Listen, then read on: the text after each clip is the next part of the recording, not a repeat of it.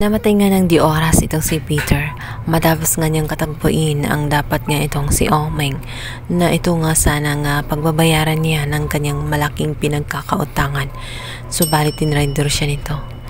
Dahil pinatay pa siya, kinuha pa ang naturang mga alahas na itong si Basil. Hindi nga nakita sa screen ko sino nga ba talaga, si Omeng ba or may iba pang salarin.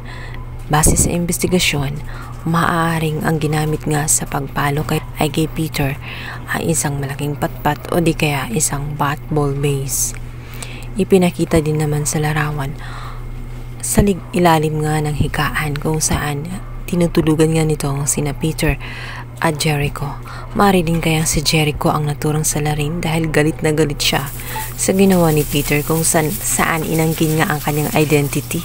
Sa kabilang banda, dahil nalaman na nga ni Aurora at itong si Galvan na impostor pala itong si Peter, ay sinamantala na nga ni Rebecca ang pagkakataon.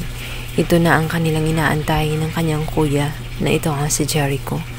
Sinabi niya ang katotohanan na totoo ang pinagsasabi nitong si Peter kung saan meron pa talagang anak itong si Jessica at kapatid niya. Subalit hindi yon si Peter, kundi itong si Jericho. Ipinakita naman ni Rebecca ang mga DNA test na kanyang isinagawa at nagmatch nga silang dalawa, patunay na talagang magkapatid sila. Muli ay nasyak naman itong si Aurora dahil isa na namang katulong ang magpapanggap na isang palasyo. Hindi siya agad naniniwala. As usual, maluwag namang tinanggap nitong si Galvan itong si Jericho. Sinabi nitong si Aurora na hindi siya agad-agad maniniwala hanggat hindi malinaw ang lahat.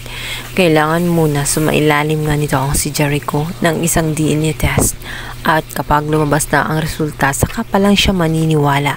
Mahirap na daw sa panahon ngayon dahil marami nga nagpapanggap at maraming gold diggers sa paligid.